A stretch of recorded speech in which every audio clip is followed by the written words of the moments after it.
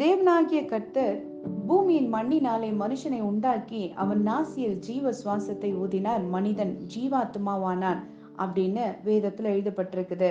மனுஷனுக்கு ஜீவனை தந்த கர்த்தர் மனுஷன் பாவம் செய்து வீழ்ந்த போது அவனை அப்படியே விட்டு விடாம அவனுக்கு தயவையும் பாராட்டுறாரு. மனுஷங்களுக்காக ஆண்டவர் தம்முடைய ஒரே பேரான குமாரனை தந்து மனுஷனோட பாவம் நீங்க வழி செய்றாரு. நமக்காக இயேசுவையை தந்த கர்த்தர் அவரோட கூட மற்ற எல்லாவற்றையும் அருளாதிருப்பது எப்படி அப்படின்னு அப்போஸ்தலனாகிய பவுல் கூட சொல்றாரு.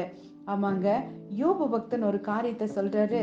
எனக்கு ஜீவனை தந்ததும் அல்லாமல் தயவையும் எனக்கு பாராட்டினீர், உம்முடைய பராமரிப்பு என் ஆவியை காப்பாற்றினது அப்படின்னு சொல்றாரு.